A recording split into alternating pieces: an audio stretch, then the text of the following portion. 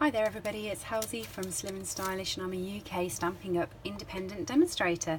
Thank you for joining me today as part of my Throwback Thursday projects. I am celebrating a year of being a demonstrator by going back to my very first videos and trying to recreate them. So my second video, because this is the second in the series, was this one for these treat pouches, and inside they contained some Haribo sweets.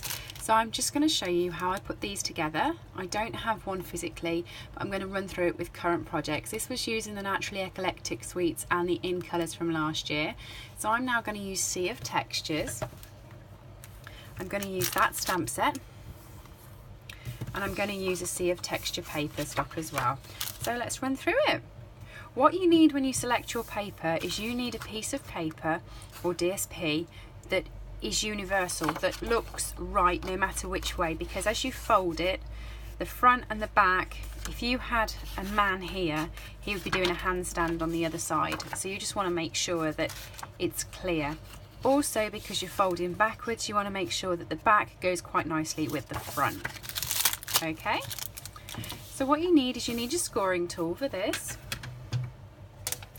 and you need a piece of DSP that is 9.5 inches long by 4 inches, which, just in case you're working in metric, it's 10 centimeters by 24 centimeters. Okay, so you then want to score your piece of DSP at 1/2 inch,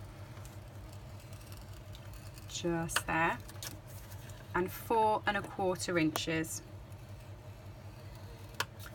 5.25 inches, and then 9 inches, and that's all your scoring done. This was a really quick and simple one when I did it, but it's really effective. I think I quite like it. And a little pack of miniature Haribo treats is pennies, but you make it look so nice in a little wallet that it's great to give to someone as a present or a giveaway or anything like that. So I quite like the idea.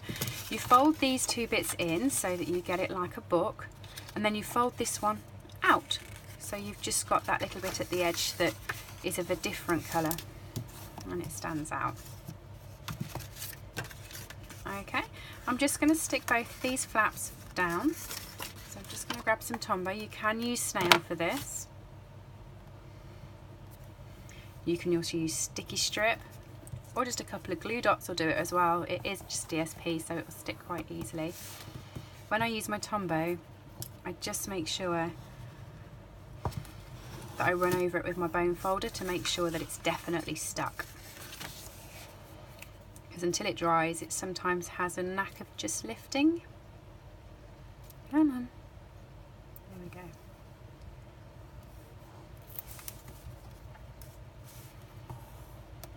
See, it will just start to lift off as it's drying, so just push it down properly.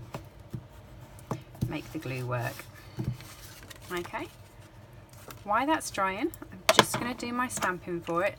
I'm using Sea of Textures because I thought this was quite boyish, and my little godson is going off on a trip, so I thought to myself, I will use this stamp here that says "Have a wonderful adventure" and pop it on. So there it is. I punched using 2 circle punches before. I'm not sure I'm going to do that for this one because I'm not sure if this is too big for the punch I used. I used the 1.5 inch punch before, and yeah, that's just a little bit too big for it, so I might use a different punch.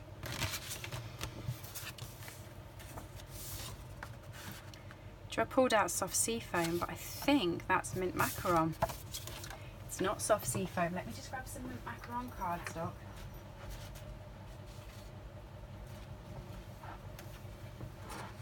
Does that look better? There we go. That's the right one for it. And I'm going to stamp it in Night of Navy.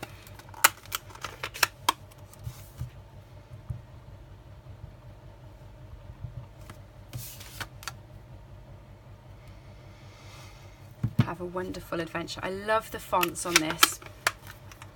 I like how they've done the S on the thanks, and I love how they've done the, it's all wavy. I do enjoy that. So I'm just going to pop that out. I'm going to use the 1 3/4 inch circle, if that will fit. Yes, it will. Have a wonderful adventure. And then I'm going to use the 2-inch circle punch with a piece of Night and Navy cardstock so that I can mount that onto the back. Previously on these ones I had put a little sentiment at the top. This was using Wood Words, which is still current, but I'm not going to do that because my sentiment for this one is a lot bigger and will take up more of the pouch. I don't want it to just be all words. So I'm just going to glue that onto there. Come on.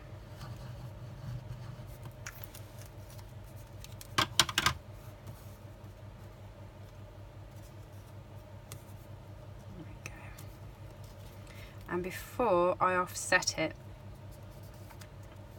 so that I only had a thin bit here and a thick bit there, if you can see that there. So I'm just going to do that again. I'm not sure exactly where I'm going to put it. I might put it at the top corner. Now to get your Haribo in there, all I did was use my snail and run it across the back of the Haribo pack, just there.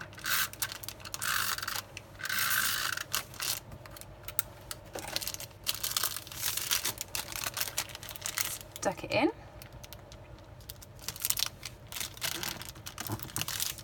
And then I again ran the snail at the top, over the front part of it,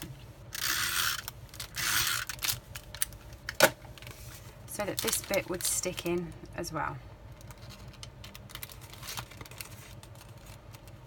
And that's the pouch. So I just need that on, and I had some ribbon before. I think what I'm going to do is I'm going to use the polka dot ribbon. I was going to use the Night and Navy ribbon, but I'm still going to use the Night and Navy chevron ribbon actually. I'm using the polka dot ribbon too much. I don't know if you've seen it.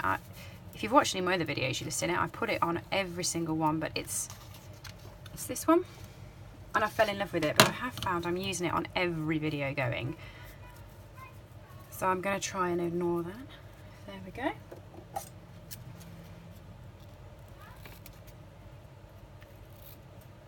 Okay, and then I'm going to use a little glue dot to stick that at the top. Baby piercer is there. You could use a glue dot to stick your Haribo sweets in if you wanted to. That would work as well. I can't remember what I used on the last one. I think I've made it a little unfeminine there. Where's my snail gone? I'm going to snail this on. I'm not going to dimension it up. I think I dimensioned it up last time looking at the picture.